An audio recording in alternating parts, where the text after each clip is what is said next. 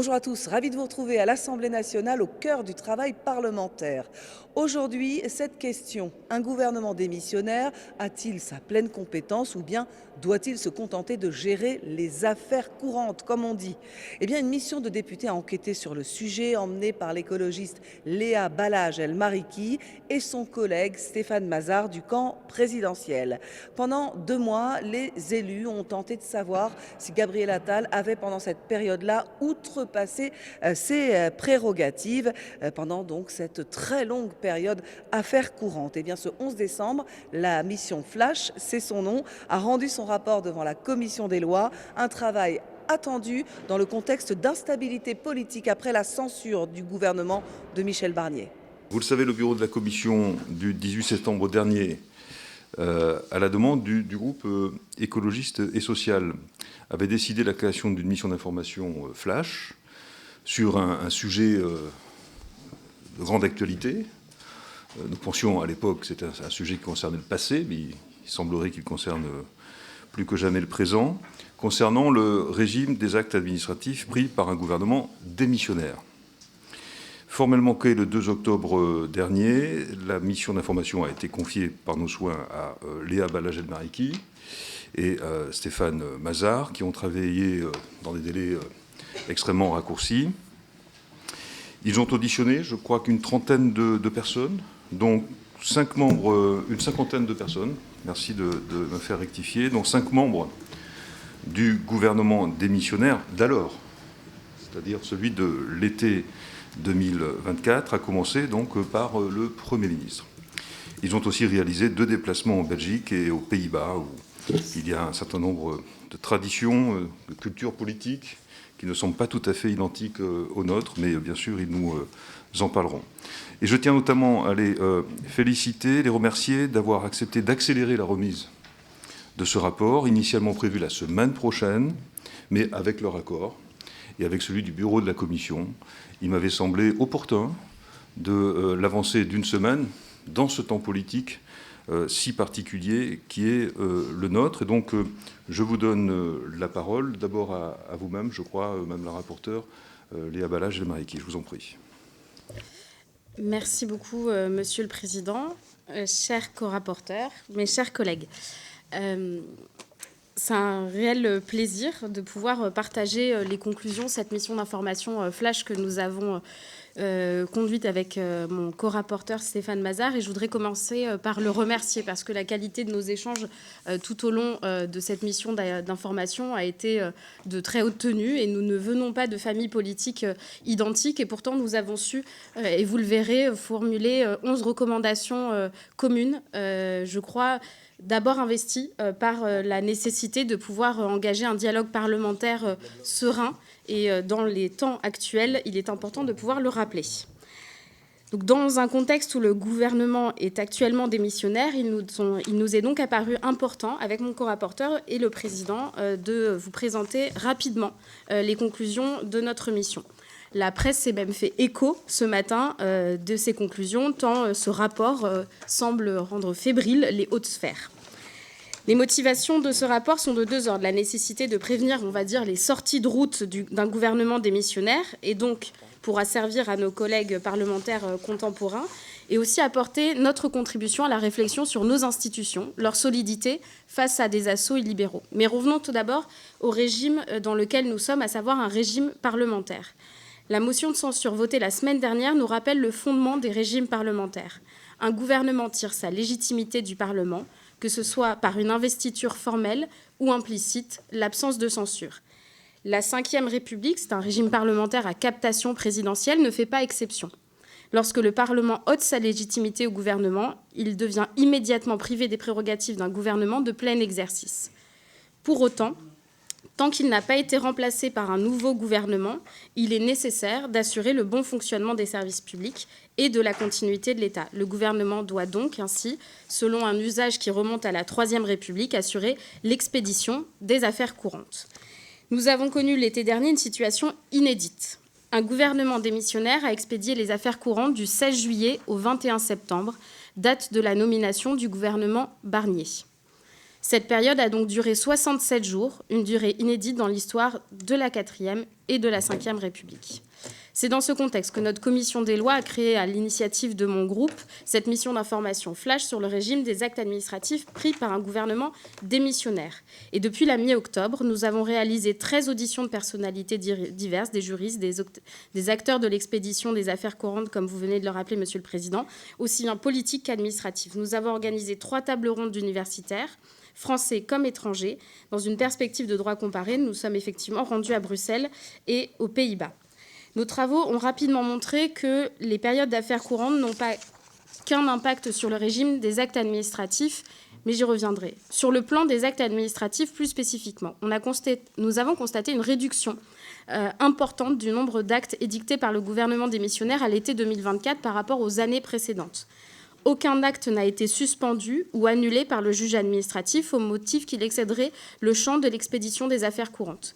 Et sur le plan des actes administratifs, le gouvernement de l'été 2024 a donc globalement respecté le cadre jurisprudentiel établi par le Conseil d'État et précisé par le secrétariat général du gouvernement, qui a transmis très rapidement aux membres du gouvernement et à leur cabinet une note qui a également fuité dans la presse, mais on y reviendra. Mais l'expédition des affaires courantes ne se limite pas au régime des actes administratifs. Elle nécessite de la part du gouvernement de la sobriété dans les déplacements et dans la communication. Et à cet égard, je suis surprise des annonces, il y a 2 jours, du ministre de l'Intérieur démissionnaire de suspendre l'examen des demandes d'asile des ressortissants syriens. Un ministre démissionnaire ne peut pas faire de telles annonces, aussi importantes politiquement et à mon avis tout à fait dangereuses, encore plus lorsque l'examen des demandes d'asile ne relève pas du ministère de l'Intérieur, mais de l'OFPRA, organisme qui exerce ses missions en toute impartialité, sans recevoir aucune instruction. Cela montre donc bien la nécessité d'avoir en période d'affaires courantes un Parlement fort qui contrôle l'action d'un gouvernement démissionnaire. C'est également ce qui ressort de l'expédition des affaires courantes de l'été 2024. Le contrôle parlementaire a été particulièrement faible. Et le constitutionnaliste Marcel Walin écrivait en 1952 « On ne tue pas les morts, on ne renverse pas les gouvernements démissionnaires », mais un des professeurs de droit que nous avons auditionné a complété cette citation en disant « On ne tue pas les morts, mais rien ne nous empêche d'ouvrir le cercueil pour vérifier qu'ils le sont bien ». Car nous devons bien contrôler l'activité d'un gouvernement bien démissionnaire. Malgré quelques divergences ponctuelles d'appréciation, nous nous sommes mis d'accord, comme je le disais avec mon co-rapporteur, pour formuler 11 recommandations. Et elles relèvent de 2 ordres. Des recommandations de bonnes pratiques qui peuvent immédiatement être mises en œuvre en période d'expédition des affaires courantes dépassant une très courte durée, et des recommandations d'évolution institutionnelle. Celles-ci n'ont pas pour but de définir un cadre précis du champ de compétences d'un gouvernement démissionnaire. Un cadre jurisprudentiel par nature plus souple permet de s'adapter à la diversité des situations. C'est donc à 2 voies. Avec mon collègue Stéphane Mazard, que nous présenterons rapidement les règles qui encadrent à la fois la période et le périmètre de l'expédition des affaires courantes. Nous dresserons ensuite un rapide bilan de l'expédition des affaires courantes à l'été 2024 et des difficultés qui peuvent survenir dans une telle période avant de vous présenter nos recommandations. Donc, commençons par la détermination de la période des affaires courantes. À partir de quand un gouvernement est donc en affaires courantes. Actuellement, sous la Ve République, le gouvernement peut perdre sa légitimité et devenir démissionnaire, ou du moins en affaires courantes, du fait de 2 événements. Le premier, c'est l'acceptation par le président de la République de la démission du gouvernement présentée par le Premier ministre. Il s'agit là, comme je l'ai rappelé, d'une spécificité française de la Ve République. Et dans les régimes parlementaires, le gouvernement ne tire pas sa légitimité du chef de l'État. La présentation de la démission du gouvernement ne suffit pas à déclencher les affaires courantes, il faut bien l'acceptation par le président de la République. Le second événement, c'est l'adoption par l'Assemblée nationale d'une motion de censure. Par extension, cela s'applique également au refus de l'Assemblée nationale de voter la confiance à un Premier ministre qui engagerait sa responsabilité de son gouvernement en application de l'article 49, alinéa 1 de la Constitution. En cas de censure, le gouvernement doit immédiatement se limiter aux affaires courantes, indépendamment de l'acceptation par le président de la République de la démission du gouvernement. C'est ce qu'a jugé le Conseil d'État dans son arrêt d'Assemblée Brocas de 1962. En l'espèce, depuis donc, le 4 décembre, le gouvernement est d'affaires courantes. Cette jurisprudence nous a amené à nous en pencher sur une question importante. quel est l'effet sur le gouvernement de la dissolution de l'Assemblée nationale prononcée par le président de la République ? Dans le cas où la dissolution est présentée par le président de la République à la suite d'une motion de censure, et contrairement à ce qui s'était passé en 1962 avec le gouvernement Pompidou, nous estimons que cette dissolution ne saurait avoir pour effet de relégitimer le gouvernement renversé. Pour les autres dissolutions, comme celle de juin dernier, nous nous interrogeons sur la légitimité d'un gouvernement démissionnaire en l'absence d'Assemblée nationale. Le gouvernement n'est de fait plus responsable devant elle, puisqu'elle n'existe plus. Il ne peut donc être ni renversé, ni même interrogé sur son action. J'estime à titre personnel que la dissolution prive le gouvernement de légitimité. Cela justifie pour moi de préciser l'article 12 de la Constitution, qu'en cas de dissolution de l'Assemblée nationale, le gouvernement assure l'expédition des affaires courantes jusqu'à la nomination d'un nouveau gouvernement à l'issue des élections législatives. Mais mon corapporteur est plus réservé sur le sujet. Merci. Bien. Donc j'estime effectivement que certaines dissolutions, comme en 62, sont de nature à ôter la légitimité du gouvernement, mais à mes yeux, ce n'est pas toujours le cas. Par exemple, lorsqu'un président de la République qui vient d'être élu dissout une Assemblée nationale qui lui serait hostile, ou encore dans le cas d'une dissolution en cours de mandat du président de la République, alors que celui-ci dispose d'une majorité parlementaire, comme ce fut le cas lors de la dissolution du 21 avril 1997. C'est bon. Pour autant, nous formulons tous deux la même recommandation dans le cadre d'une révision constitutionnelle, ouvrir un débat sur une modification de l'article 12 de la Constitution et laisser le constituant trancher cette question. Enfin, je n'ai pas évoqué la fin de l'expédition des affaires courantes. Celle-ci s'arrête à la nomination des ministres de plein exercice du nouveau gouvernement, sans attendre les ministres délégués et secrétaires d'État. La seule nomination du Premier ministre ne suffit donc pas. Abordons désormais le périmètre des affaires courantes. En France, la notion d'affaires courantes n'est pas définie par un texte, même si elle figurait à l'article 52 de la Constitution de la 4e République. Sa définition jurisprudentielle regroupe deux catégories d'actes, les affaires courantes par nature ou affaires ordinaires, les affaires courantes par exception ou affaires urgentes. Les affaires ordinaires forment le flux quotidien des décisions de pure administration du gouvernement, qui ne sont pas de nature à engager la responsabilité de l'exécutif. Les affaires urgentes sont les décisions, parfois politiques, qui doivent être arbitrées sans délai parce que tout retard d'édiction porterait préjudice à la continuité des services publics ou aux intérêts du pays. Nos travaux comparés ont montré que le périmètre des affaires courantes est parfois très différent dans d'autres pays. Aux Pays-Bas, par exemple, le périmètre des affaires courantes n'est pas défini juridiquement, mais il est politiquement. C'est en effet la Chambre des représentants qui vote une liste de sujets dits controversés. Ces sujets sont alors exclus du champ de compétences du gouvernement démissionnaire. En Belgique, le périmètre des affaires courantes est plus proche de celui que nous connaissons en France. S'y ajoutent toutefois les affaires en cours. Il s'agit des actes qui poursuivent ou achèvent des décisions régulièrement commencées. En France, deux notes du secrétariat général du gouvernement des 2 et 19 juillet 2024 visant à expliciter la notion d'expédition des affaires courantes ont été diffusées au ministre du gouvernement Attal. Elles rappellent le cadre des affaires courantes et prônent la réserve des membres du gouvernement dans leur engagement public. Il en ressort plusieurs éléments. Les mesures individuelles sont, par principe, des affaires ordinaires que peut expédier un gouvernement démissionnaire, sont toutefois exclues des affaires courantes les nominations les plus politiquement sensibles, c'est-à-dire celles à la discrétion du gouvernement, directeur d'administration centrale, préfet, recteur, ambassadeur. Les mesures réglementaires, à l'inverse, n'entrent dans le champ des affaires courantes que par exception, si elles sont, encore une fois, nécessaires à la continuité de l'État. Certaines questions demeurent toutefois non tranchées par la jurisprudence sous la Ve République. En effet, il n'y a jamais eu de mesures législatives délibérées ou adoptées sous la Ve République, alors que le gouvernement expédiait les affaires courantes. Sous la IVe République, le Parlement avait eu à examiner des projets ou propositions de loi présentant un caractère urgent. 14 lois avaient été ainsi votées dans de telles périodes. Dans sa note du 2 juillet 2024, le secrétariat général du gouvernement n'écarte pas l'éventualité de l'adoption de mesures législatives en période d'expédition des affaires courantes, en particulier en situation d'urgence. Cela peut notamment concerner différents textes, Des textes financiers urgents, comme c'est le cas avec le projet de loi spéciale qui devrait être présenté en Conseil des ministres aujourd'hui même.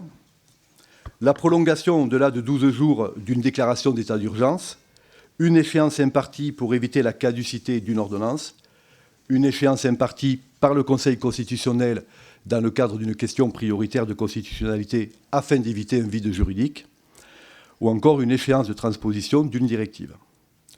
Hors texte présentant un caractère d'urgence, il n'a jamais été examiné de projet ou de proposition de loi alors que le gouvernement était démissionnaire, que ce soit sous la 4e ou encore sous la 5e République. Cela a parfois été possible sous certaines conditions dans d'autres régimes parlementaires, notamment aux Pays-Bas et en Belgique. Enfin, les affaires courantes ont un impact sur les engagements publics des membres du gouvernement démissionnaires qui ne constituent pas à proprement parler des actes administratifs. Les déplacements des ministres et participation à des événements qui doivent être limités à ceux particulièrement graves ou qui s'inscrivent dans le cadre d'une mission de représentation nécessaire dont ils ne maîtrisent pas l'agenda. Les interventions publiques ou médiatiques des ministres sont limitées aux sujets urgents. Elles doivent se cantonner à un registre purement objectif et informatif, de manière encore plus stricte qu'en période préélectorale. Nous en venons désormais au bilan de l'expédition des affaires courantes au cours de l'été passé. Le gouvernement démissionnaire a expédié les affaires courantes pendant 67 jours à l'été 2024. C'est une durée inédite sous la Ve République, mais qui est nettement plus brève que dans de nombreux régimes parlementaires étrangers. C'est notamment le cas dans des pays dotés d'un mode de scrutin proportionnel nécessitant la formation de coalitions gouvernementales post-élection. Ainsi, la Belgique est le pays qui détient le record de longévité d'un gouvernement démissionnaire, 541 jours en 2010-2011. Le gouvernement est d'ailleurs toujours en affaires courantes à l'heure actuelle en Belgique. De la même façon, aux Pays-Bas, les périodes d'expédition des affaires courantes sont historiquement longues. Depuis 1918, chacune d'elles a duré en moyenne 94 jours. Sur le fond, nous constatons que dans la période, le gouvernement démissionnaire a assuré l'expédition des affaires courantes dans le respect de la doctrine élaborée par le secrétariat général du gouvernement. À cet égard, le Premier ministre Gabriel Attal, que nous avons auditionné, a précisé que son action, dans la période, avait été guidée en considérant que les affaires ordinaires sont celles que n'importe quel Premier ministre ou n'importe quel gouvernement prendrait, quelle que soit sa couleur politique. Certains actes pris peuvent ponctuellement susciter des interrogations quant à la compétence d'un gouvernement démissionnaire pour les édicter. Pour autant, nous n'avons pas constaté de violation manifeste ou importante du périmètre des affaires courantes.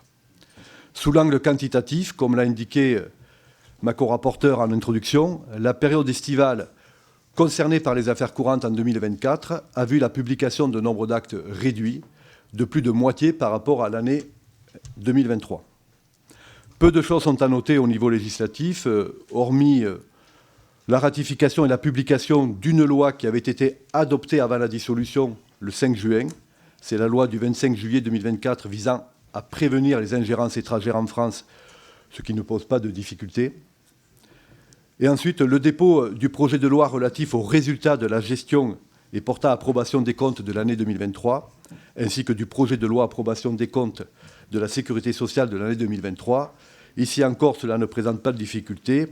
Ils ont été délibérés lors du dernier Conseil des ministres du gouvernement Attal de plein exercice le 16 juillet 2024 et constituent en réalité un nouveau dépôt à l'identique de projets de loi déposés avant la dissolution, mais devenus alors caducs. Enfin, nous avons noté l'absence de dépôt d'un projet de loi de ratification d'une ordonnance du 19 juin 2024, modifiant et codifiant le droit de la publicité foncière devenu caduc. Cela n'a toutefois pas eu de conséquences puisqu'elle ne doit rentrer en vigueur qu'en 2028. Quelques actes réglementaires ont été pris au titre des affaires urgentes. Ils ne suscitent pas d'observation particulière, mais nous regrettons que pour la plupart d'entre eux, l'urgence ne figure pas parmi les visas du texte, et lorsque c'est le cas, elle y figure sans précision concernant son fondement. Quelques actes ont ponctuellement suscité des doutes. Des nominations d'ambassadeurs ont été prises par décret au mois de juillet et au mois d'août. En réalité, il s'agit de nominations décidées en Conseil des ministres au plus tard le 16 juillet dernier, Leur rédaction a cependant été postérieure à cette date du fait du temps nécessaire au recueil de l'agrément du pays hôte. Nous nous sommes également interrogés sur la délivrance de l'agrément de l'association Anticorps pour se constituer partie civile au titre des affaires courantes. Celle-ci a été effectuée par le Premier ministre Gabriel Attal le jour même où Michel Barnier a été nommé Premier ministre. Mais c'est juridiquement possible, les deux étant compétents le jour de la nomination du deuxième Premier ministre. Délivrer un agrément est normalement quelque chose d'administratif. Pour autant, l'affaire était ici devenue politico-médiatique depuis plusieurs mois, ce qui a conduit certains professeurs de droit que nous avons auditionnés à s'interroger sur la capacité d'un gouvernement démissionnaire à délivrer cet agrément. Par ailleurs, nous avons constaté que les processus d'arbitrage budgétaire ont été retardés dans la période. Enfin, certaines mesures dont les processus d'arbitrage étaient en cours ont vu leur élaboration suspendue par la démission du gouvernement. C'est par exemple le lancement d'un nouveau plan de lutte anti-stupéfiants, la réforme du diplôme national du brevet, et sur le plan contentieux, il est à noter qu'aucun recours à ce jour n'a abouti à la suspension ou à l'annulation d'un acte au motif que celui-ci excédait le champ des affaires courantes. Enfin, 9% des MICAS, des mesures individuelles de contrôle administratif et de surveillance, ont été suspendues ou annulées par le juge administratif pour des motifs divers, mais le juge a bien confirmé que ces mesures individuelles entraient dans le périmètre d'action d'un gouvernement démissionnaire.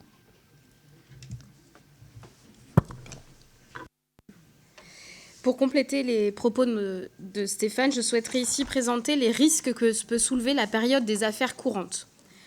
Tout d'abord, le gouvernement démissionnaire dispose d'une marge d'appréciation importante, avec l'appui du secrétariat général pour décider ce qui entre ou non dans le champ des affaires courantes. Et le contrôle de la légalité des décisions qu'il prend n'intervient donc à cas posteriori pour des actes qui seraient contestés devant le juge administratif. Ensuite, et c'est un des constats majeurs que nous dressons, la période d'expédition des affaires courantes de l'été 2024 a été marquée par un faible contrôle parlementaire de l'action du gouvernement démissionnaire. La session de droit ouverte le 18 juillet pour 15 jours n'a pas été mise à profit pour contrôler l'action du gouvernement démissionnaire. En dehors de cette période, le contrôle a été très faible. C'est un euphémisme, le dépôt des questions écrites était fermé à l'Assemblée, il n'y a pas eu de session de questions au gouvernement, il était impossible de constituer des commissions d'enquête et les commissions permanentes n'ont que très rarement contrôlé l'action du gouvernement démissionnaire dans la période. On peut quand même noter quelques auditions relevant de ce champ, comme l'audition par la Commission des finances le lundi 9 septembre des ministres démissionnaires Bruno Le Maire et Thomas Cazeneuve sur la situation budgétaire de l'année 2024. Cazeneuve, pardon, j'ai écorché son nom, sur la situation budgétaire de l'année 2024. Enfin, nos auditions ont révélé que dans le cadre de l'expédition des affaires courantes en matière diplomatique, cela peut soulever quelques difficultés. Cela tient notamment au fait que les interlocuteurs étrangers, eux, ne sont pas en affaires courantes. Les événements et les négociations internationales se poursuivent, que la France soit en affaires courantes ou non. Dans ce contexte, nous plaidons avec mon co-rapporteur pour une appréciation pragmatique des déplacements et des événements internationaux pouvant entrer dans le champ des affaires courantes. C'est notamment le cas des sommets internationaux obligatoires. De même, il convient de faire preuve de souplesse pour permettre la poursuite de négociations intergouvernementales afin de ne pas nuire aux intérêts du pays. Il est néanmoins important qu'un contrôle et qu'un dialogue avec le Parlement soient conduits dans la période, en particulier avec la Commission des Affaires étrangères et la Commission de la Défense nationale et des Forces armées. Cela m'amène à nos recommandations, en particulier celles relatives au renforcement du contrôle parlementaire.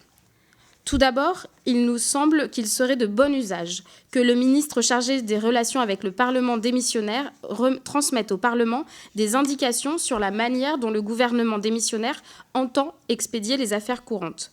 L'été dernier, nous n'avons pris connaissance que par la presse de la note du secrétariat général du gouvernement. Ensuite, le contrôle en commission nous semble être un outil souple en période d'affaires courantes. À droit constant, on peut ainsi imaginer des auditions des ministres démissionnaires par les commissions compétentes, en particulier si leurs actes, leurs propos ou leurs déplacements semblent s'écarter du périmètre des affaires courantes. Et si la période se prolonge, il peut également être justifié par certaines commissions qu'elles se dotent de prérogatives d'une commission d'enquête, comme le permet l'ordonnance du 17 novembre 1958 relative au fonctionnement des assemblées parlementaires. À moyen terme, nous plaidons pour inscrire dans la loi une obligation d'information du Parlement en période d'affaires courantes. Elle permettrait à l'Assemblée nationale et au Sénat de pouvoir requérir toute information complémentaire dans le cadre du contrôle d'expédition des affaires courantes. C'est ce qui existe avec la loi de 1955 lorsque l'état d'urgence est déclenché. C'est ce que le Parlement avait voté pendant la crise sanitaire liée à l'épidémie de Covid-19. D'autres outils peuvent encore être mobilisés pour contrôler le gouvernement en période d'affaires courantes. C'est le cas des questions écrites, dont le dépôt doit être autorisé en période d'affaires courantes. Si celle-ci est brève, il est peu probable que les ministres démissionnaires y apportent des réponses. En revanche, si la période devait se prolonger, nous pensons souhaitable que les ministres démissionnaires apportent des réponses aux questions qui entreraient dans le périmètre des affaires courantes.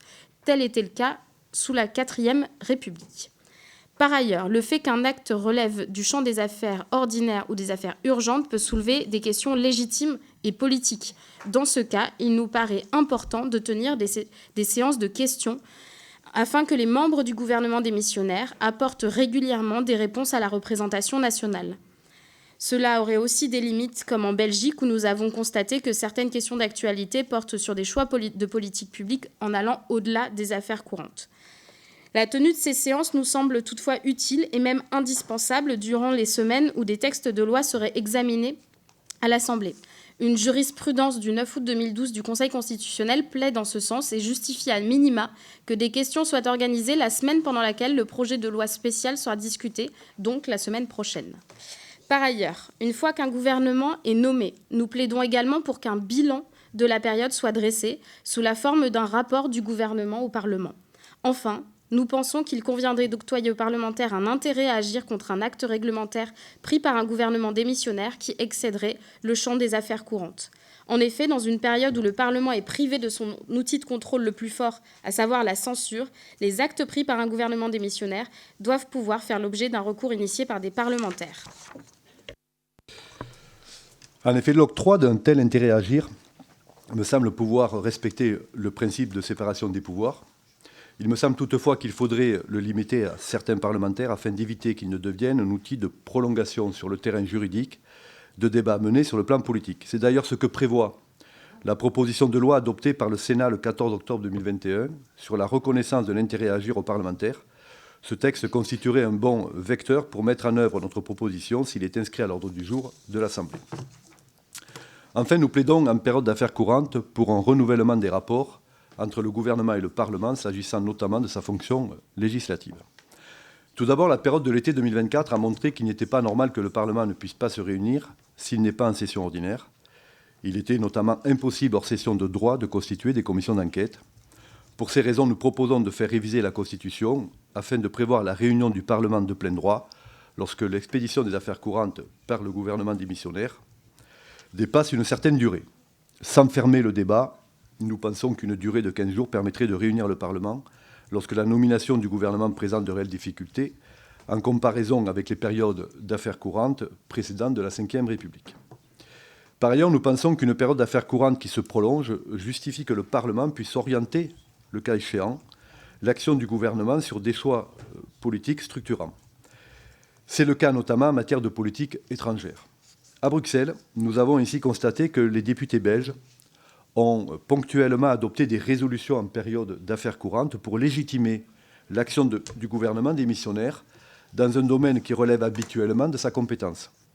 Ce fut par exemple le cas pour l'engagement des forces armées en Libye en 2011 ou l'engagement dans la coalition contre l'État islamique en 2014. En France, les propositions de résolution prévues par l'article 34-1 de la Constitution peuvent se voir opposer l'irrecevabilité par le gouvernement, ce qui ne semble pas réellement opérant lorsque celui-ci se limite aux affaires courantes. Pour cette raison, nous pensons, à droit constant, qu'il convient de privilégier la procédure prévue à l'article 50-1 de la Constitution pour orienter l'action d'un gouvernement démissionnaire. Ainsi, un gouvernement démissionnaire pourrait initier ou donner suite à la demande d'un groupe parlementaire de faire une déclaration qui donne lieu à débat et qui pourrait faire l'objet d'un vote. Cela permettrait au Parlement de légitimer le gouvernement démissionnaire dans son action sur des questions sensibles, en particulier en matière diplomatique.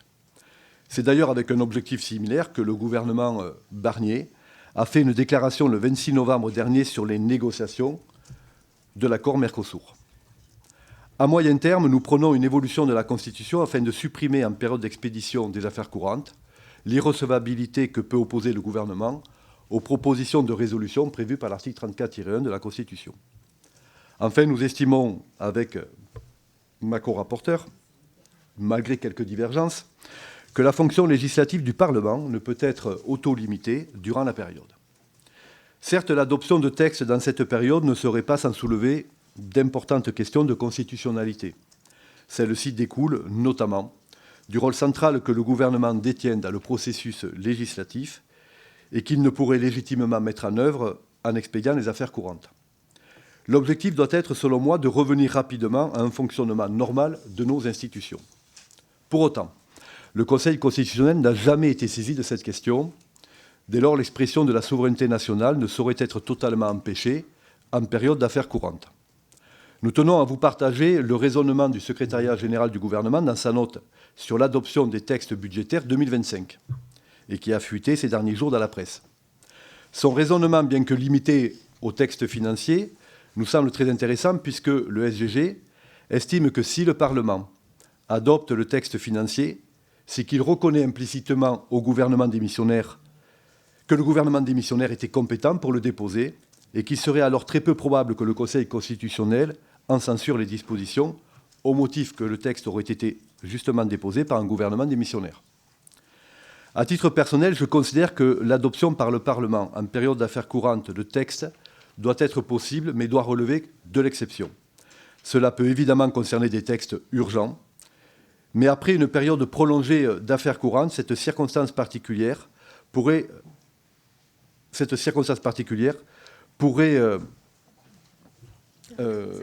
permettre l'examen de textes qui feraient l'objet au sein de notre Assemblée d'un consensus ou à minima d'une large majorité. De mon côté, j'estime que rien ne doit entraver l'action législative du Parlement durant la période d'expédition des affaires courantes, car le Parlement n'est pas en affaires courantes. C'est bien à titre personnel que je considère que le Parlement n'a pas à s'auto-censurer dans son action, en supposant par principe que toute activité législative serait considérée comme contraire à la Constitution par le Conseil constitutionnel si celui-ci devait être saisi. Un vrai débat doctrinal existe et il reviendra aux sages de trancher la matière. Mais malgré ces divergences sur la situation à court terme, nous nous rejoignons avec mon co-rapporteur sur la nécessité de faire évoluer la Constitution afin d'encadrer et de sécuriser la fonction législative du Parlement en période d'expédition des affaires courantes. Il s'agit de notre 11e et dernière recommandation. Et puisque nous vous disons que nous avons réussi à nous rejoindre sur 11 recommandations, nous avons aussi réussi à nous retrouver pour prendre la plume et écrire à la présidente de l'Assemblée nationale afin qu'elle puisse prendre en considération nos observations et nos recommandations sur la période, notamment sur la nécessité pour le Parlement de continuer à fonctionner. Comme je le disais en introduction, ce que nous faisons ici et maintenant compte aussi pour plus tard. Ayons donc l'humilité de reconnaître que nos actions nous dépassent et comptent pour l'avenir. Nous vous remercions pour votre attention. Nous remercions également Antoine Stéphanie qui nous a accompagnés pendant toute cette mission d'information, ainsi que Louis Ponchon. Et nous sommes à votre disposition pour répondre à toutes vos questions. Merci beaucoup. Je vous en prie, monsieur le rapporteur. Oui, c'est bien évidemment pour m'associer donc au remerciement auprès de nos administrateurs et stagiaires qui nous ont accompagnés tout au long de cette mission. Et puis moi, je voudrais également donc, souligner, déjà saluer l'initiative qui a été prise par le groupe écologiste sur cette mission. Franchement, c'est très pertinent. Et puis dire à Léa, là j'ai le Mariki, tout le plaisir qui a été pour moi de travailler avec elle. Et comme elle a pu le dire, on a pu parfois faire converger dans des propositions qui vous ont été soumises, des positions qui au départ n'étaient pas forcément alignées, mais avec un débat très constructif et une parfaite entente, on a pu effectivement réaliser ce travail commun. Donc merci encore une fois pour la qualité de ce travail. Voilà donc pour la présentation de ce rapport. Les 2 députés à la tête de la mission d'information ont auditionné une 50aine de personnes, dont des ministres démissionnaires et premier d'entre eux, l'ex-premier ministre Gabriel Attal. Alors les groupes politiques ont beaucoup de questions, notamment sur le contrôle du Parlement pendant cette période particulière des affaires courantes. Et cela concerne aussi le gouvernement Barnier, en attendant celui ou celle qui prendra la suite. Je pense qu'il était important, et c'est pourquoi j'ai accepté aussitôt la proposition du groupe écologiste, que nous puissions faire notre travail de contrôle et socialiste.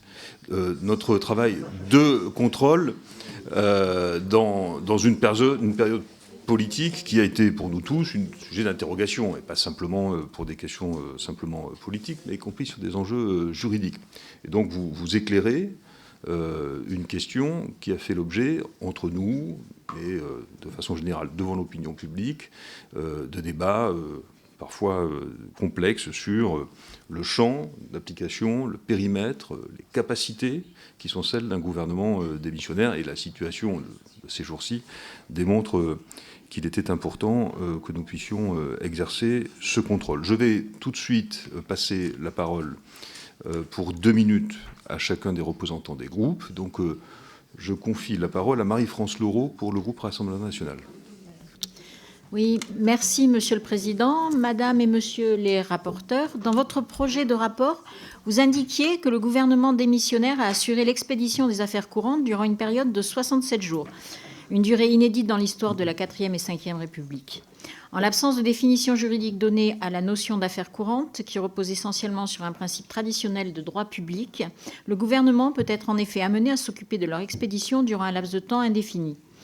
Si vous relativisez la nécessité de limiter cette période dans le temps, en vous reposant notamment sur des exemples étrangers ou en soulignant que la doctrine d'expédition des affaires courantes est circonscrite par un cadre jurisprudentiel et coutumier, vous semblez suggérer néanmoins que cette longue période peut mener à un affaiblissement du Parlement.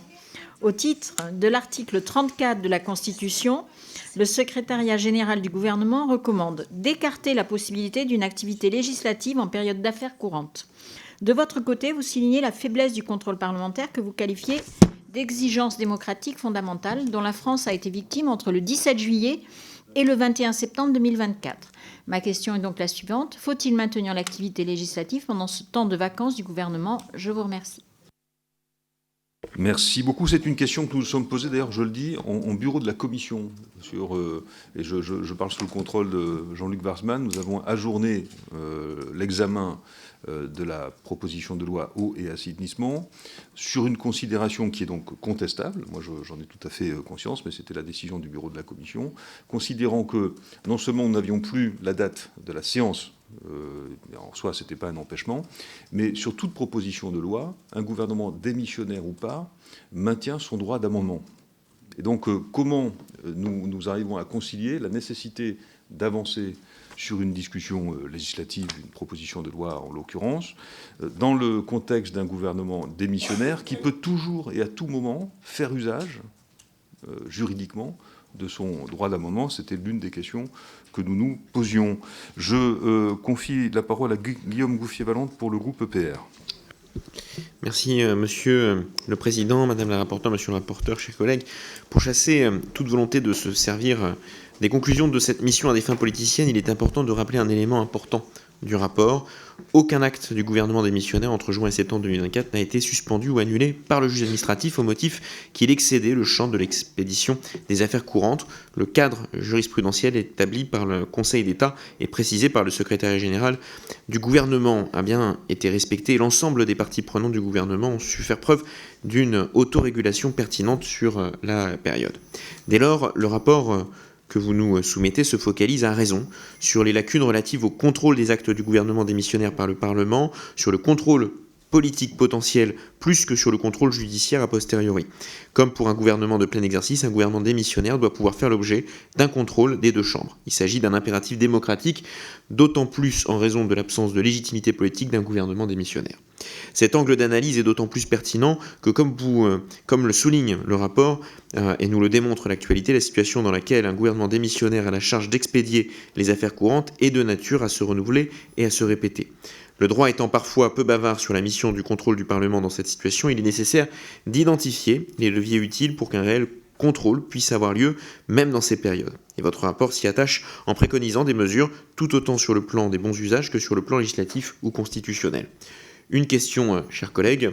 Vos travaux se sont concentrés sur le renforcement des pouvoirs du Parlement face à un gouvernement démissionnaire. Toutefois, avez-vous pu développer une réflexion sur la façon dont le Parlement pourrait mettre à profit ces périodes singulières? Pensez-vous que nous devrions modifier la Constitution ainsi que le règlement de l'Assemblée nationale pour optimiser ces périodes? Enfin, comment l'Assemblée nationale pourrait mieux fonctionner sur ces périodes et quelles seraient les missions, les activités et les textes sur lesquels le Parlement devrait pouvoir continuer à travailler? Je vous remercie.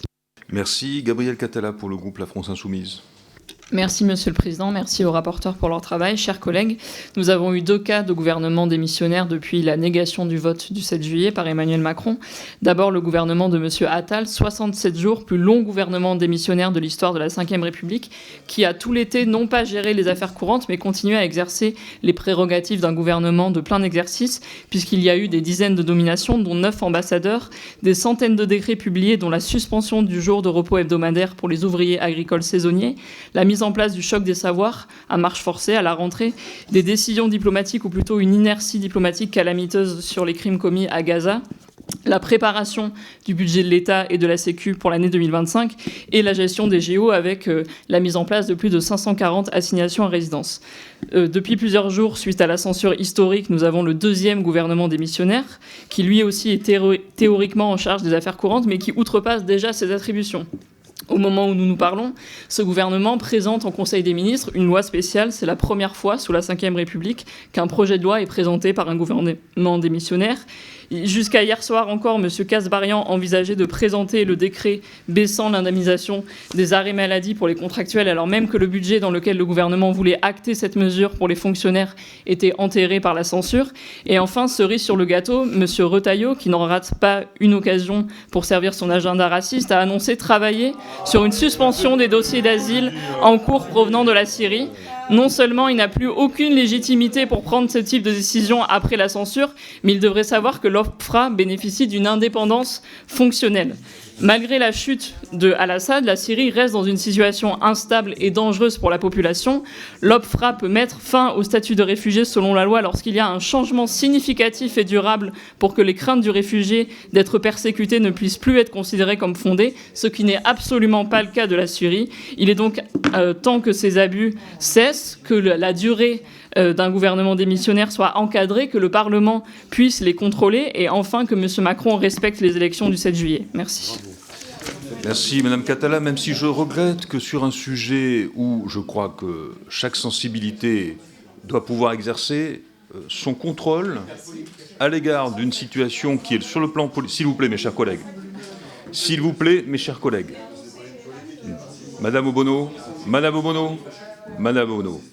Il me semble que notre rôle, Madame Obono, s'il vous plaît, il me semble que notre rôle dans une situation juridique, politique complexe, et l'analyse des conditions de création de cette situation, elle est tout à fait libre, évidemment, et nous ne partageons pas forcément le même point de vue, mais nous devons faire acte de responsabilité dans nos analyses, et pas simplement politiser impérativement un travail qui me semble être sérieux et qui, pour ma part, doit nous inciter, s'il le faut dans les prochaines semaines, à faire un certain nombre de propositions législatives, y compris sur le plan constitutionnel. En tout cas, moi, j'y suis prêt pour ma part. Et donc, je regrette la tonalité de vos propos. Pour le groupe socialiste et apparenté, je n'ai pas de demande de prise de parole, mais qui doit prendre la parole? Je m'y colle, si je Mais veux c'est bien. Marc Pénat qui s'y colle, comme il dit. Voilà. Collez-y, vous. Comme on dit à l'université, parfois, pour l'école. Monsieur le Président, merci. Madame et Monsieur le rapporteur, merci de votre travail très important, très éclairant. Alors d'abord, je voudrais dire une chose, c'est que dans ce sujet, il faut bien distinguer l'expédition des affaires courantes et les actes administratifs d'un gouvernement démissionnaire. c'est pas tout à fait la même notion, c'est pas tout à fait la même chose. Pour les actes administratifs d'un gouvernement démissionnaire, ça a été dit, il y a eu un contrôle du secrétariat général du gouvernement. L'autorégulation, de manière générale, a été respectée avec un vrai travail de fond dans ce domaine. Mais la notion d'expédition d'affaires courantes, elle est beaucoup plus large. Elle n'est pas constitutionnelle sous la Ve République, et je vais faire un peu œuvre d'historien du droit, c'est mon métier. Juste un mot pour vous dire que cette notion existait sous la Troisième ou la Quatrième République, mais il y avait un Parlement. Il y avait un Parlement qui était en permanence réuni. Alors que là, nous avons eu une situation exceptionnelle. Et c'est là où ça pose question. C'est-à-dire qu'il y avait à la fois l'expédition des affaires courantes et l'absence, vous l'avez très bien dit, du Parlement très concrètement, en tout cas de l'Assemblée nationale, et donc du contrôle qui pourrait s'effectuer. Autre élément, la longueur inédite. Ça a été dit plusieurs fois, mais cette longueur inédite a une conséquence. C'est que le provisoire dure, comme on disait autrefois. Et lorsque le provisoire dure, en fait, au fur et à mesure, l'expédition des affaires courantes prend une autre nature, parce que les événements, les décisions qui doivent être prises dans la période se bousculent, et petit à petit, on est amené effectivement à prendre des décisions qui, de moins en moins, en quelque sorte, vont relever du cadre classique des affaires courantes. C'est ce qui s'est passé dans la période, et c'est donc ici à interroger. En fait, la question qui pourrait être posée constitutionnellement, même pas constitutionnellement d'ailleurs, juridiquement au point de départ, c'est de savoir si on ne devrait pas limiter beaucoup plus strictement la durée pour qu'un gouvernement puisse se remettre en place. Et ici, le président de la République, on peut le dire, a pris plus que son temps. Et donc, on pourrait penser qu'un gouvernement, suite à une dissolution, et qu'on ait un gouvernement démissionnaire, on ait une accélération ensuite, au bon sens du terme, de la constitution d'un nouveau gouvernement. J'ai fait des propositions là-dessus, et ça rejoint votre proposition sur le Parlement et sa réunion qui devrait se faire au moins au bout d'un délai de 15 jours. Je suis d'accord, pour moi, c'est même pas 15 jours, ça devrait être un peu plus restrictif, mais ça dépend des points de vue et de la faisabilité. Donc, c'est un point qui me semble très important. Mon cher Marc, vous aviez 2 minutes, voilà. Nous en sommes à 3. Et sans faire de polémique, vous ne l'avez pas abordé, mais je me permets, Monsieur le Président. Sans faire de polémique et en concluant, par conséquent. En concluant, sans faire de polémique, là-dedans, il y a évidemment un autre sujet qui a été le sujet de ministres députés qui sont allés voter pour l'élection de la présidence à l'Assemblée nationale et qui, selon moi, continuent à poser un problème juridique et un problème de principe. Merci, Marc Pénard. On ne peut pas, comme ça, déborder indûment. À qui dois-je donner la parole pour Droite républicaine? Je n'ai pas d'inscrit. J'y vais. Eliane Crémer ou Philippe Gosselin ou Émilie Bonivard. N'hésitez pas à sauter sur l'occasion. Non, mais vous voyez qu'il y a de l'enthousiasme chez nous aussi, comme chez les socialistes, et Marc vient de le dire. Donc je m'y colle avec plaisir. On a un vrai sujet, effectivement, avec non seulement les affaires courantes quand elles sont courantes et longtemps. Ça s'appelle une course d'endurance, et c'est un peu ce qui a été fait cet été. Les obstacles ont été nombreux. Un vrai sujet sur la définition d'affaires courantes, à ne pas confondre avec les affaires urgentes, qui, elles, s'imposent différemment avec une pression qui peut être irrépressible sur le gouvernement, et je pense en particulier sur les sujets de relations internationales. Moi, je m'accrocherai, et ça va évidemment avoir une incidence sur les droits du Parlement et donc des parlementaires. Je m'accrocherai à l'article 24 de la Constitution. Non seulement le Parlement vote la loi, il évalue les politiques publiques et il contrôle l'action du gouvernement. On contrôle l'action du gouvernement de façon assez large, et il n'est pas dit que c'est en cas classique de droit commun. Il ne dit rien sur les affaires courantes, et donc on peut supposer par extension que dans tous les cas, le Parlement exerce un contrôle sur les affaires courantes de façon constitutionnelle, article 24. Avec la grosse difficulté, et ça a été souligné, contrairement à la Troisième et la Quatrième République, c'est qu'on a des sessions, le Parlement n'est pas réuni de plein droit de façon courante, et je pense que c'est un des moyens qui serait à voir. Alors ça suppose évidemment une révision constitutionnelle, hein, je ne suis pas naïf et je ne suis pas sûr qu'on y arrive demain. Le Congrès est loin d'être réuni et je ne suis pas sûr que ça passionnerait les foules, évidemment. Mais c'est un sujet, parce qu'il n'y a aucune raison que pendant une période longue, et ça a été soulevé par les deux co-rapporteurs, pendant une période longue, le Parlement soit coupé de ses attributions. On l'a vu non seulement avec le contrôle qui s'exerçait ou qui aurait dû s'exercer par les questions au gouvernement, ce n'a pas été le cas. Les questions écrites ont elles aussi été supprimées. Donc je crois qu'il faut profiter de ce précédent pour avoir une feuille de route. Alors la révision de la Constitution, c'est une chose, mais peut-être des choses un peu plus pragmatiques. Pourquoi pas l'intérêt à agir des parlementaires en faisant attention que le contrôle judiciaire ne se transforme pas en réalité un contrôle politique qui serait trop pesant dans une période où il y va quand même de la continuité des services de l'État. En tout cas, merci des éclairages que vous avez apportés.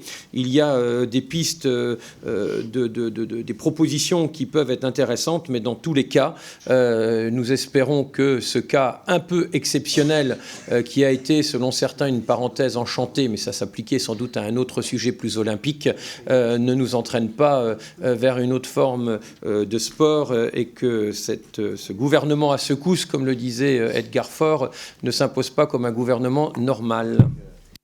Merci. Jérémy Jordanov pour le groupe écologiste.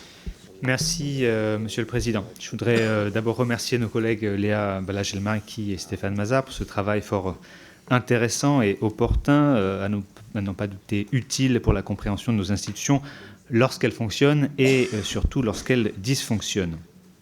Cela semble bien avoir été le cas s'agissant de l'épisode de l'été 2024, durant lequel un gouvernement démissionnaire resta en fonction 67 jours, ça a déjà été dit.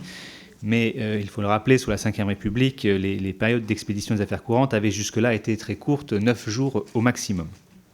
C'est la problématique du gouvernement démissionnaire et des tâches qu'il peut accomplir qui sont ici questionnées. En droit, un gouvernement démissionnaire reste en place tant qu'il n'est pas remplacé pour assurer la continuité de l'État. Cet usage avait été inscrit dans le texte de la Constitution du 27 octobre 1946. L'article 52 prévoyait qu'en cas de dissolution, le cabinet, à l'exception du président du Conseil et du ministre de l'Intérieur, reste en fonction pour expédier les affaires courantes. La Constitution du 4 octobre 1958 ne comprend aucun dispositif similaire. Néanmoins, le Conseil d'État a confirmé par un arrêt de Brocas de 1962 que, selon un principe traditionnel du droit public, le gouvernement démissionnaire garde compétence jusqu'à ce que le président de la République ait pourvu par une décision officielle à son remplacement pour procéder à l'expédition des affaires courantes. C'est donc bien dans cette formule juridique incertaine, expédier les affaires courantes, que doivent s'insérer les compétences du gouvernement démissionnaire. Il en va ainsi tant en matière législative qu'administrative, c'est-à-dire pour les décisions réglementaires et individuelles. La notion d'affaires courantes étant purement jurisprudentielle et doctrinale, elle revêt, comme toutes les notions de ce type, une part irréductible d'appréciation. À partir de là, tracer le périmètre précis de ce que le gouvernement peut faire, c'est tout ce qu'a tenté de préciser le secrétariat général du gouvernement dans une note du 2 juillet 2024. Mais il faut le dire avec force, une grande démocratie libérale comme la France ne peut sérieusement fonctionner de cette façon pendant un tel délai. Quelques jours passent encore, mais 67, je dirais, c'est pousse au crime. On comprend aisément qu'un gouvernement, dans ce délai, soit tenté d'outrepasser ses pouvoirs. Politiquement, cela pose la question de l'équilibre entre l'exécutif et le législatif. Faut-il rappeler, un gouvernement démissionnaire ne peut être censuré. Dès lors, selon le mot célèbre de Marcel Valine, ça a été dit que l'on ne tue pas les morts. Ainsi, le gouvernement peut agir à sa guise sans contrôle du Parlement. C'est dire l'importance des travaux menés par cette mission d'information qui traduit une volonté de notre commission et par là du Parlement d'avoir une forme de droit de suite. Je suis trop long, c'est ça? C'était 2 minutes, monsieur le vice-président, qui, par ailleurs, organise les séances. Alors, j'en viens tout de suite à mes questions. Est-ce qu'on pourrait encadrer ce délai? Première question. Deuxième question, comment associer mieux le Parlement au contrôle des actes administratifs? Je crois que vous avez esquissé quelques pistes. J'avais une question sur la reconnaissance aux parlementaires d'un intérêt spécial à agir. Je déposerai un texte là-dessus, mais je crois que vous avez répondu un peu à cette question. Et j'ai enfin une dernière question sur la notion d'urgence et sur la question de continuité de l'État. Pour l'examen des textes, je crois que cette notion d'urgence mériterait d'être affiner, notamment dans le contexte actuel. On Merci. a beaucoup de textes qui pourraient rentrer dans cette Vous avez été notion. plus long que Marc Je Pénat, vous c'est remercie. Désolé pour la longueur. Alors jusqu'à quel point le Parlement peut-il contrôler l'action d'un gouvernement démissionnaire? Cette question est au centre des préoccupations des députés de la Commission des lois. La représentation nationale appelle notamment à renforcer ce contrôle sur les ministres démissionnaires pour éviter tout risque d'arbitraire. La présentation de votre rapport, qui est concomitant à l'avis du Conseil d'État, participe pleinement à l'œuvre de clarification de la doctrine et de la jurisprudence en matière d'actes administratifs pris par un gouvernement démissionnaire dans le cadre d'une certaine instabilité politique. Le régime des actes administratifs pris par un gouvernement démissionnaire, bien que nécessaire pour assurer la continuité de l'État, soulève naturellement des enjeux cruciaux de légitimité et de contrôle démocratique. Ces interrogations se font d'autant plus pressantes dans des périodes prolongées d'expédition des affaires courantes, comme ce fut le cas précédemment à l'été 2024. L'absence de contrôle parlementaire efficace pendant cette période met en lumière une faille démocratique qui nous préoccupe tous ici et que le rapport invite justement à combler. Alors on ne peut que souscrire à vos propositions, lesquelles visent à renforcer le contrôle parlementaire, cela a été dit partout. D'ailleurs, notre groupe défend depuis toujours un renforcement des prérogatives de contrôle de l'action du gouvernement, enjeu souvent relégué au second plan dans un Parlement trop souvent absorbé par le seul rôle législatif. Et vos recommandations mettent bien en lumière cette nécessité à laquelle nous sommes tous attachés. Ces pistes nous invitent à repenser l'équilibre entre souplesse administrative et cadre démocratique pour garantir la continuité de l'État sans sacrifier les principes fondamentaux de notre République. Alors, il est difficile de vous poser des questions précises tant votre rapport est complet, mais il est vrai que lors de votre présentation, vous aviez largement évoqué le contrôle parlementaire de l'activité du gouvernement démissionnaire au sein des commissions permanentes, sauf si j'étais pas attentive, vous n'aviez pas mentionné les questions gouvernement, mais qui figurent dans votre recommandation 6, et il est vrai que moi, dès l'été, j'étais très surprise que nous ne puissions pas avoir de questions au gouvernement. En plus, elles sont à destination de nos concitoyens à qui l'on doit encore plus de transparence et qu'il n'ait pas l'impression d'un certain flou et que personne ne contrôlerait. Donc ces questions au gouvernement sont d'autant plus importantes lors de ces périodes. Je vous remercie. Merci beaucoup. David Guérin pour le groupe Horizon et Indépendants. Merci, Monsieur le Président. Madame la rapporteuse, Monsieur le rapporteur, chers collègues. Le groupe Horizon et Indépendants tient à souligner la qualité de ce rapport riche de ressources juridiques et jurisprudentielles, dont la présentation anticipée permet d'appréhender au mieux la nouvelle phase de gouvernement démissionnaire qui s'ouvre. Notre groupe se félicite en premier lieu de la conclusion à laquelle les rapporteurs sont arrivés. Le gouvernement Attal démissionnaire a, selon vos mots, globalement respecté le périmètre jurisprudentiel des affaires courantes. En témoigne l'absence de suspension ou d'annulation par le juge administratif d'un acte au motif que celui-ci excédait le champ d'action d'un gouvernement chargé d'expédier les affaires courantes.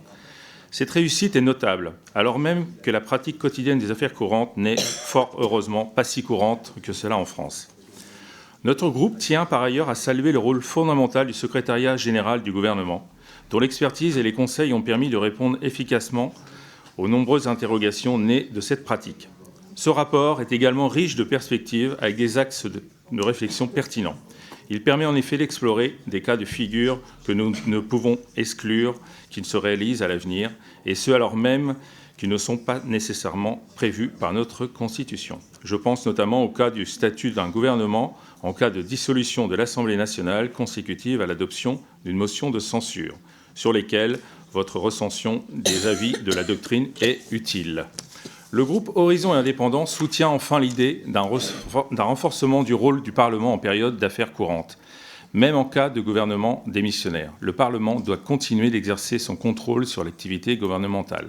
En effet, ni la séparation des pouvoirs, ni l'équilibre défini par notre Constitution ne cessent, en dépit d'un statut de gouvernement démissionnaire. Il s'agit d'une exigence démocratique fondamentale. Notre groupe soutient à ce titre les recommandations effectuées en ce sens, notamment celle de la mise en place d'une bonne pratique qui consisterait à ce que les commissions permanentes compétentes auditionnent les ministres afin qu'elles soient informées et, partant, puissent contrôler la manière dont ils entendent expédier les affaires courantes et les actes susceptibles d'entrer dans ce cadre.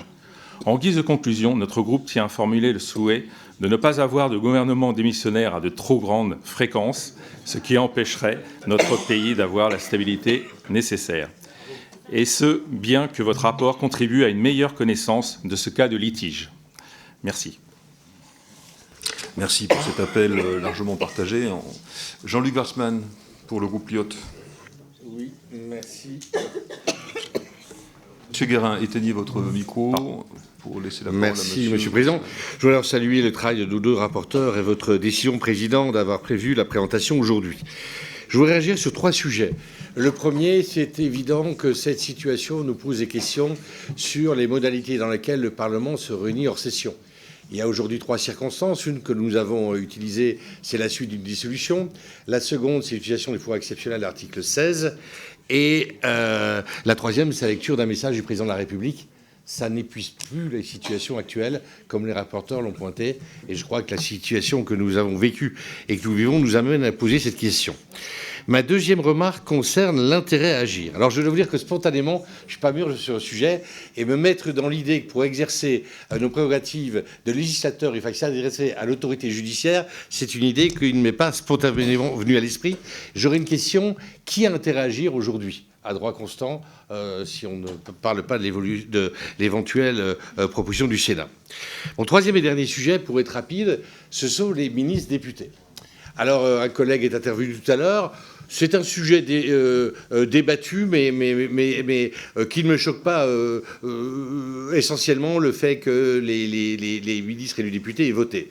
Par contre, je me suis adressé à la présidente de l'Assemblée, parce qu'il y a un sujet qui, par contre, est choquant, c'est la conférence des présidents. La conférence des présidents est prévue pour qu'il y ait un équilibre entre le gouvernement et le Parlement. Or, imaginez qu'à une conférence de présidents, un président de groupe puisse être un ministre ou un Premier ministre, un président de commission, un ministre ou un Premier ministre, c'est quelque chose qui ne respecte pas les équilibres institutionnels. Donc je crois que sur le rôle de ministre-député, le premier sujet qu'on a, c'est à balayer chez nous, parce qu'il me semble que la conférence de présidents ne peut pas être valablement constituée si les postes prévus pour être occupés par des parlementaires sont occupés par des élus qui, de fait, ont une responsabilité dans le pouvoir exécutif. Le pouvoir exécutif en conférence de présidents, c'est le ministre des Relations au Parlement et lui seul. Voilà les 3 éléments sur lesquels je voulais intervenir. Je vous en remercie. Merci beaucoup. Pour le groupe GDR, je n'ai pas d'inscrit, mais c'est sans doute où est la Faucillon, je vous en prie. Merci, Monsieur le Président, et merci aux 2 rapporteurs et au groupe écologiste et social pour l'initiative de cette mission d'utilité publique. Évidemment, notre groupe a été attentif au rendu que vous faites sur le nombre d'actes pris pendant la période où le gouvernement était démissionnaire et le champ aussi de ces actes. Vous établissez que le gouvernement démissionnaire de l'été 2024 a globalement respecté le cadre jurisprudentiel établi par le Conseil d'État et précisé par le SGG. Vous abordez aussi les 547 MICAS qui ont été notifiés et mis en œuvre. On en déduit en tout cas toujours que l'interprétation large de la notion d'affaires courantes soulève pour nous encore des questions, notamment concernant les mesures qui restreignent les libertés individuelles sans débat contradictoire ni contrôle judiciaire et qui doivent en principe être adaptées au profil de chaque individu. Or, la plupart des MICAS semblent avoir été prononcées pour une durée uniforme de 3 mois, suggérant donc une approche généralisée plutôt qu'individualisée, avec en plus une volonté d'envoyer un message politique dit de fermeté. Vous avez aussi mis en évidence la faiblesse du contrôle parlementaire durant la période d'expédition des affaires courantes. C'est pour moi en gros un peu le nerf en tout cas de la question que pose votre mission. Vous formulez 11 recommandations qui me semblent aller dans le bon sens. On partage leur esprit et je pense en particulier à la proposition d'encadrer et de sécuriser la fonction législative du Parlement lorsque l'expédition des affaires courantes est amenée à se prolonger ou de la volonté d'ouvrir un débat sur l'opportunité de modifier l'article 12 de la Constitution. Mais je crois surtout que tout ça pointe en réalité la trop grande prépondérance de l'exécutif dans notre Ve République. Et je partage, Madame la rapporteure, vos inquiétudes sur les prises de position du ministre de l'Intérieur Retailleau sur des compétences en plus qui ne lui reviennent pas. Elles sont graves, mais en plus elles ne lui reviennent pas et elles mettent en difficulté, je crois, l'OFPRA dans ses prérogatives indépendantes. Et question qui rejoint, ça va me permettre, le collègue Warsmann l'a fait, mais comment vous avez ou pas souhaité creuser la question député ministre démissionnaire, parce qu'elle pose évidemment des questions sur des actes qui relèvent des prérogatives de l'Assemblée nationale. Je vous remercie.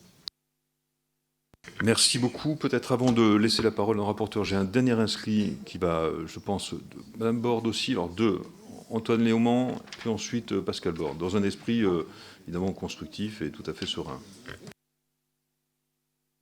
Je dis ça aux deux. Mais je regarde Antoine Léaumont parce que s'il s'apprête à parler.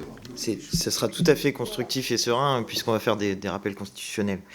D'abord, je voudrais remercier nos rapporteurs et moi aussi appuyer sur cette question qui a été posée par beaucoup, mais quand même des ministres qui votent comme députés pour élire la présidente de l'Assemblée nationale.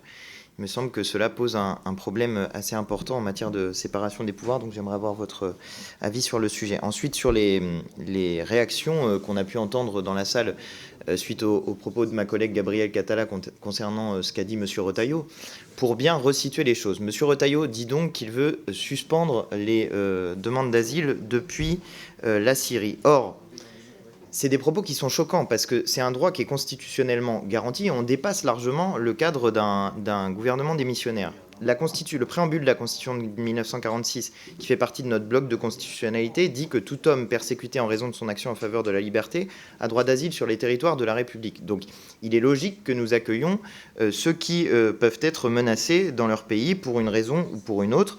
Et au moment où la Syrie connaît des bouleversements majeurs, il est logique précisément que la France soit à la hauteur de son droit d'asile. Ce sont donc des propos qui sont très problématiques et qui par ailleurs viennent alimenter une idée qui est une idée fausse, qu'il pourrait y avoir une forme de vague migratoire qui viendrait en direction de l'Europe depuis la Syrie, alors que l'ensemble des éléments que nous avons sur le sujet laissent penser que c'est en réalité l'inverse qui va se produire et que beaucoup de gens souhaitent retourner en Syrie après l'avoir fui compte tenu précisément de la guerre civile, et c'est notamment a priori l'une des raisons du soutien de M. Erdogan au nouveau pouvoir en place, puisque lui-même souhaite que les réfugiés syriens dans son pays puissent y retourner. Donc c'est à la fois des propos qui sont honteux de la part du ministre de l'Intérieur, honteux de la part de M. Bardella qui a tenu à peu près les mêmes propos montrant vraisemblablement qu'il ne connaît rien à la situation sur place, mais aussi d'autres personnes qui ont parlé de la question du droit d'asile en parlant du retour de Français qui seraient partis en Syrie et qui là pose une autre question, qui est une question de sûreté et qui doit passer par la question des services de renseignement et non pas par la question des services d'asile. Pascal Borde. Oui, merci Monsieur le Président. Je vais essayer de rester sur le thème de ce matin et je vais également me joindre à la concorde qui semble régner en ce magnifique mercredi matin. Je tiens également à féliciter les deux rapporteurs pour l'excellence de leur travail et surtout pour s'être attelés à une tâche ardue. C'est vrai que quand on lit le texte de la mission Flash, c'est pas forcément vendeur, mais vous avez réussi effectivement à, entre guillemets, vulgariser tous ces travaux et ça nous a permis de voir que notre système était très largement perfectible. Je partage effectivement votre sentiment lorsque vous indiquez que le Parlement s'est très peu saisi des outils de contrôle à sa disposition, en particulier en commission, et il faut rester positif, ça doit nous permettre de voir que les commissions, et notamment la commission des lois, a dans ces périodes-là, un rôle prépondérant et fondamental à jouer. Et j'espère qu'elle se saisira et qu'elle jouera ce rôle. À ce sujet, vous citez dans votre rapport une maxime. Pas d'action sans contrôle, pas de contrôle, pas d'action. Et je propose à la commission des lois de faire effectivement sienne cette maxime. Concernant votre position, Madame la rapporteure, je la partage au sujet du déclenchement de la dissolution qui serait de nature à ôter la légitimité du gouvernement en fonction au moment de la dissolution, dans la mesure où le gouvernement n'est plus soumis au contrôle parlementaire et qu'aucune motion de censure ne peut être votée pendant cette période. Vous rappelez effectivement que le gouvernement assure l'expédition des affaires courantes jusqu'à la nomination d'un nouveau gouvernement. Effectivement, il faut se mettre ensuite d'accord sur ce que sont les affaires courantes. Et j'aurais une question à ce sujet, puisque vous évoquez dans votre rapport le fait qu'aux Pays-Bas, la Chambre des représentants vote au moment de la démission du gouvernement une liste de sujets dits controversés qui sont exclus du champ de compétences du gouvernement démissionnaire. Je n'ai pas eu le temps de voir les côtés positifs ou négatifs d'une telle situation, de ce que ça pourrait donner en France, mais je vous demande ce que vous pensez effectivement de ce qui se passe à ce niveau-là aux Pays-Bas. Je vous remercie. Merci à vous. Je laisse nos rapporteurs répondre. Léa Balage, Elmariki en premier lieu. Tout à fait. Allez-y, je vous en prie. Merci. Peut-être pour être très clair sur le périmètre des affaires courantes, puisque ça comprend les affaires dites ordinaires, qui ne nécessitent pas d'appréciation politique, les affaires urgentes. Et par exemple, en Belgique, ils prennent aussi en compte les affaires en cours. C'est-à-dire la question du choc des savoirs que vous évoquiez pourrait rentrer, selon la jurisprudence belge, dans ce qu'on appelle les affaires en cours. Et parce qu'en France, nous n'avons pas de jurisprudence autour de la question des affaires en cours et qui est plus restrictive sur le champ de compétences d'un gouvernement en affaires courantes, eh bien, il y a un certain nombre de mesures qui n'ont pas pu être prises parce que eh bien, cela nécessitait un passage en Conseil des ministres qui ne s'est pas réuni à ce moment-là, et que ça nécessitait aussi une appréciation politique de la situation qui n'est pas possible quand un gouvernement est d'affaires courantes. Sur la question notamment des MICAS qui ont été beaucoup évoquées. Je crois que là, on touche vraiment du doigt les grandes questions qui sont posées sur la question du champ des affaires courantes. Il y a la question de la légalité des actes et la question de leur légitimité politique qui revient à être interrogée par le Parlement. Sur la question plus spécifique de la légalité des actes, la question de la compétence qui revient à interroger si le gouvernement est ou non bien dans le périmètre des affaires courantes, c'est un moyen d'ordre public. Et au moment où le juge administratif a eu à se prononcer sur les différentes mesures individuelles qui ont été prononcées, il n'a pas relevé de manquement à cet égard. Il n'y a pas eu donc de problème de légalité de ces mesures.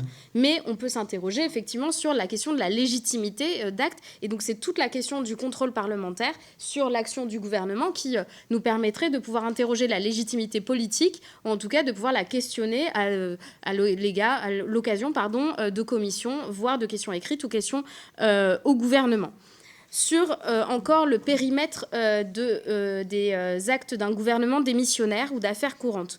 L'urgence, effectivement... je crois que l'urgence... l'urgence peut... Pardon. Donc l'urgence, effectivement, arrive au fur et à mesure que le temps d'un gouvernement démissionnaire se poursuit, puisque ce qui n'était pas urgent au bout de 48 heures peut le devenir au bout de 48 jours. Et c'est effectivement ce qui a pu arriver. Et nous regrettons, avec mon co-rapporteur, que la question de l'urgence ne soit pas précisée. C'est-à-dire quelle est la manifestation de l'urgence.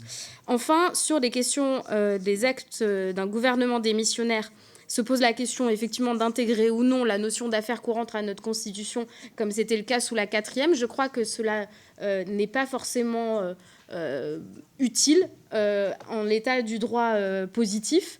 Et sur la question d'encadrer le délai, c'est-à-dire est-ce qu'au bout de 30 jours, 60, 90, un président de la République est obligé de nommer un Premier ministre. Alors, en l'état actuel de la Ve République, cela nous paraît peu important. Nous sommes posé la question et nous l'avons posée aussi à des spécialistes. Pour une simple et bonne raison, c'est que rien ne l'y oblige. Et c'est-à-dire que s'il ne venait pas à nommer un premier ou une première ministre à l'issue d'un délai qui serait mentionné dans la Constitution, eh bien rien si vous voulez, c'est une arme pointée sans être chargée. Donc il n'y a aucun effet dissuasif. Mais il y a des mécanismes dans d'autres pays européens, notamment l'Espagne, où des élections législatives sont déclenchées quand un délai n'est pas respecté. Mais je crois que ces questions, elles engagent une réflexion sur le régime parlementaire dans lequel nous souhaitons aborder. Ça dépasse un peu la question de notre mission d'information, mais c'est des questions que nous pouvons nous poser. En tout état de cause, de fixer des délais ne nous permettrait pas forcément d'avoir une stabilité gouvernementale ou une stabilité politique qui vient plutôt de la manière dont nous formons les coalitions et les gouvernements. Je le disais, cette question des affaires courantes pose d'abord des questions de légalité des actes pris par un gouvernement. Je vous ai répondu sur le sujet. Et maintenant, sur la question de la légitimité, c'est bien le renforcement du contrôle. Et je me réjouis que l'ensemble des commissaires aux lois rejoignent nos propositions pour renforcer les capacités de contrôle d'un gouvernement démissionnaire. Nous pourrions aussi interroger les membres d'un gouvernement démissionnaire sur leur notion d'urgence. Ce n'est pas qu'au juge de pouvoir l'interroger, mais bien de justifier l'urgence au vu de positions qui peuvent être prises ou d'actes qui peuvent être pris. Je crois aussi que nous devons pouvoir rétablir les questions au gouvernement et les questions écrites. Bien entendu, les réponses seront bornées au respect des affaires courantes et urgentes. Et donc, il ne s'agirait pas d'annoncer de nouvelles politiques à l'égard au moment de ces questions, mais par contre de bien rendre des comptes, puisque c'est aussi leur mission au titre de l'article 15 de la DDHC. Donc, sur la question de l'intérêt à agir, donc effectivement, il y a une proposition de loi qui a été adoptée au Sénat, je crois même à l'unanimité du Sénat, sur la question de doter les parlementaires de l'intérêt à agir. En l'état actuel, il faut qu'il y ait un intérêt personnel, direct, certain, pour pouvoir contester un acte devant le juge administratif. Cela n'empêche pas des parlementaires de pouvoir le faire, comme j'ai pu le faire sur la question justement de la compatibilité de la fonction de ministre et de député avec mon association Adélib, qui a été aussi... c'est une contestation que nous avons fait avec plusieurs associations, dont l'Adélico également, pour essayer de soulever une QPC, pour interroger cette compatibilité entre les ministres et les députés, notamment lorsque les ministres devenus députés exercent leur fonction de parlementaire en votant, en l'espèce, pour la présidence de l'Assemblée nationale. C'est une question, à mon avis, qu'il faut pouvoir poser, parce que l'article 23 de la loi organique qui organise la transition entre le passage d'un député devenu ministre et la CUNER sur les ministres qui deviennent députés, mais la QPC n'a pas été transmise. Sur la question de l'initiative parlementaire, c'est là où nous avons des appréciations un peu divergentes, mais en réalité qui, je crois, convergent quand même sur l'idée que nous devons pouvoir avoir une initiative parlementaire. Le champ et la capacité des parlementaires à pouvoir exercer leur pouvoir d'initiative parlementaire est un peu... on a un peu des appréciations différentes, mais pour moi se pose effectivement la question de quelles sont les capacités d'un gouvernement démissionnaire à pouvoir utiliser les prérogatives, les outils d'un parlementarisme rationalisé. À mon sens, à partir du moment où il est démissionnaire, donc d'une certaine manière hors de contrôle d'une motion de censure, il ne devrait pas pouvoir utiliser ses prérogatives de parlementarisme, de rationaliser en tout cas le Parlement dans son initiative parlementaire. C'est une appréciation politique du sujet et même si nous ne partageons pas exactement les contours, je crois qu'à la fin, nous rejoignons sur l'essentiel, à savoir que le Parlement, lui, n'est pas démissionnaire et donc il doit pouvoir contrôler l'action d'un gouvernement qui l'est et pouvoir continuer, au moins en partie, son action d'initiative parlementaire. Monsieur le rapporteur, vous voulez ajouter des choses ? Tout a déjà été dit et bien dit par Madame la co-rapporteure, mais peut-être... 2 ou 3 observations qui balayent un peu tous les sujets que nous avons évoqués. Encore une fois, dire et redire, et ça a été souligné par bon nombre d'entre vous, sur la période observée, il n'y a pas eu de difficulté. Et on a vraiment senti, dans le cadre des auditions des ministres démissionnaires, que ce soit le Premier ministre, le ministre de l'Intérieur, la ministre des Sports, le ministre de l'Agriculture, qu'il y avait eu de leur part une auto-limitation et qu'ils avaient respecté scrupuleusement, qu'ils avaient essayé de respecter scrupuleusement la note du secrétariat général du gouvernement. Et encore une fois, la jurisprudence que nous avons donc étudiée au cours de cette période démontre qu'il n'y a eu aucune annulation qui a été fondée ou suspension qui ont été fondées sur le fait qu'un ministre aurait outrepassé donc, ce qu'il pouvait faire dans le cadre de cette période si particulière. Bon, moi je note que tout le monde est très favorable pour que le Parlement joue son rôle de contrôle sur cette période. Ce qu'il faut bien évidemment avoir en tête, c'est qu'il y a des choses qui peuvent être mises en œuvre tout de suite. Ce sont des bonnes pratiques de nos institutions, donc à droit constant. Et puis, il y a des suggestions qui sont plus ambitieuses et qui peuvent être mises au débat dans le cadre d'une réforme constitutionnelle. Donc ce sont bien évidemment des sujets qu'il faut qu'on garde, nous, très précieusement pour l'avenir. Moi, il y a deux sujets sur lesquels j'ai évolué dans le cadre de cette mission. Sur l'intérêt à agir, je crois que ça a été dit par nos collègues Warsmann, Gosselin, M. Jordanov également, sur l'intérêt à agir, donc au départ, je me disais, c'est politiser le débat que nous pouvons avoir devant les juridictions administratives. Et ça risque effectivement, encore une fois, de poser quelques difficultés. Ce sont d'ailleurs les arguments qui ont été évoqués par les universitaires, enfin par bon nombre d'universitaires que nous avons auditionnés également par les représentants du Conseil d'État. Et c'est vrai que c'est à la lecture de ce qui a été voté par le Sénat, à l'unanimité, comme le disait Léa à l'instant. Donc c'est une loi qui a été adoptée le 14 octobre 2021, qui permet dans des cas très limités aux parlementaires d'ester en justice et d'avoir donc la capacité pour le faire. Je pense que si ce texte doit venir devant l'Assemblée nationale, il serait important qu'on puisse discuter de cette nouvelle possibilité que nous proposons d'agir si jamais les parlementaires considèrent que le gouvernement outrepasse le cadre de son intervention dans le cadre donc d'un gouvernement démissionnaire, étant précisé, et c'est ce qui me paraît important, et c'est d'ailleurs la raison pour laquelle j'ai cheminé sur le sujet, c'est que ce n'est pas un droit qui serait individuel à chaque parlementaire, mais un filtre est proposé avec la possibilité qui serait donnée au président de commission, au président de groupe, au président du Sénat, enfin en l'occurrence au président de l'Assemblée nationale. Peut-être un dernier mot, parce que ça n'a pas, on n'y a pas répondu, c'est celui du cas que vous avez évoqué des Pays-Bas. Alors c'est vrai que nos déplacements en Belgique et aux Pays-Bas ont été très riches. Alors c'est vrai que nous sommes dans deux pays où il y a une culture parlementaire très importante. On a un régime parlementaire qui est aujourd'hui... qui connaît les périodes d'affaires courantes, puisque, comme je l'ai dit tout à l'heure dans mon propos, c'est plus de 500 jours pour le record en Belgique, et c'est une moyenne de pratiquement 100 jours pour les Pays-Bas. Dans ces pays, sur la Belgique, on est sur un contrôle qui, peu ou prou, est celui de la France, c'est-à-dire un contrôle juridictionnel a posteriori.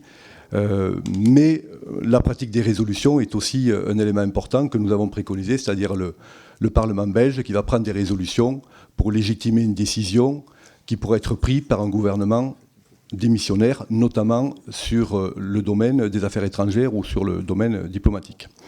Aux Pays-Bas, et donc ça répond à votre question, Madame Borde, c'est le gouvernement qui va proposer une feuille de route au Parlement, et c'est le Parlement qui va considérer si certains sujets font l'objet de controverses ou pas. Quand ça fait l'objet de controverses, on n'évoque pas ces sujets. Quand ça ne fait pas l'objet de controverses, on évoque au Parlement ces sujets, et ce qui permet effectivement au gouvernement démissionnaire d'avancer sur un certain nombre donc, de ces sujets. Voilà, donc on est encore une fois sur des régimes totalement différents, des régimes parlementaires assumés, bien rodés, qui connaissent parfaitement ces périodes d'affaires courantes, qui ne vivent pas ces périodes d'affaires courantes comme des drames, parce que tout est bien cadré, que le Parlement continue à fonctionner, que le pays continue à bien fonctionner. Nous avons découvert d'ailleurs de nouvelles fonctions, telles que le médiateur, le démineur. Voilà, donc ce sont des personnes qui sont des parlementaires qui en général donc, font le travail pour discuter avec les différents groupes politiques, pour essayer donc de construire des coalitions et des programmes communs. Et pendant ce temps, donc, le gouvernement démissionnaire fonctionne dans des conditions relativement acceptables. Donc voilà, donc nous n'en sommes pas encore à ce stade de maturité parlementaire, mais je crois que les préconisations que nous formulons dans ce rapport peuvent nous amener, d'une part, à gérer cette période si particulière, à permettre pendant cette période que des discussions peuvent se faire entre les parlementaires et que les parlementaires prennent finalement le destin de notre pays un peu plus en main au cours de ces périodes. Merci encore pour votre attention. Donc nous formulons un vœu de maturité parlementaire. En tout cas, ces outils peuvent être utiles pour le bon fonctionnement de nos institutions et en tout cas pour un contrôle nécessaire de ce que peuvent ou pas faire les gouvernements démissionnaires. Merci Madame et Monsieur le rapporteur. Je vous rappelle que nous avions décidé, souhaité d'ailleurs à l'invitation de Philippe Gosselin au bureau de la Commission, de faire en sorte que les anciennes missions flash soient en réalité abordées comme le sont les rapports, j'allais dire de droit commun, de missions d'information, et puis qui puissent donc faire l'objet d'un enregistrement à la présidence, d'une publication, dans les mêmes conditions qu'un rapport d'information. Il me faut donc, en application de l'article 145 du règlement, vous demander l'autorisation de publier le rapport, autorisation formelle, je vous le rappelle, qui n'entraîne pas nécessairement d'adhérer à ces conclusions. Qui est pour ? Qui est contre ? Votre autorisation est donc accordée. Et pour achever, je laisse la parole à Philippe Gosselin, je dirai quelques mots ensuite. Monsieur Gosselin. Je n'achève personne, rassurez-vous, c'est pour achever la discussion. Je me réjouis, c'est symbolique, c'est un clin d'œil, mais je me réjouis de voir que cet enregistrement est une publication qui permettra de retrouver beaucoup plus facilement les travaux parlementaires s'applique pour la première fois avec ces affaires courantes, et parce que je trouve qu'aujourd'hui on a posé quand même un certain nombre de jalons et de réflexions très intéressantes pour la suite, et en n'oubliant pas que peut-être, puisque l'histoire est en marche, que les précédents que nous essayons de mettre en place auront peut-être valeur constitutionnelle. Voilà, c'est ça aussi la coutume constitutionnelle qui peut devenir du droit positif. L'histoire était en marche, elle l'est un peu moins désormais. En tout cas, si je m'en tiens stricto sensu et littéralement à ce que vous venez de dire. En tout cas, ce que je souhaitais vous proposer, c'est qu'il y a à la fois des éléments de bonne pratique qui sont proposés par nos rapporteurs, il y a également des éléments de nature législative, des éléments de nature constitutionnelle. C'est que nous puissions, sur la base de notre vote consensuel, de nos avis qui ne sont pas extrêmement divergents, sur l'objectif à atteindre, c'est un meilleur contrôle du Parlement, c'est que nous puissions rapidement nous appuyer sur le travail de nos rapporteurs pour que les propositions de loi ordinaires et constitutionnelles, bien sûr, ce sera plus compliqué, mais soient rapidement déposées après qu'elles auront été travaillées peut-être sur la base d'un groupe de travail informel auquel nous pourrions nous associer, ainsi que nos rapporteurs. Si vous en êtes d'accord, je parle en particulier, mais pas que, de la nécessaire information et en temps réel et à la fin de la période démissionnaire, la nécessaire information par un gouvernement démissionnaire de tous les actes accomplis pendant cette période auprès du Parlement. Voilà pour les conclusions de la mission d'information de l'Assemblée nationale qui a travaillé sur les gouvernements démissionnaires. Le contrôle du Parlement doit être renforcé. Ont plaidé les rapporteurs. Ils y voient une exigence démocratique face, je cite, au risque de multiplication de ces périodes d'instabilité institutionnelle. C'est la fin de cette séance. On se retrouve très vite sur LCP pour voir ou revoir un autre moment parlementaire. Ciao, ciao.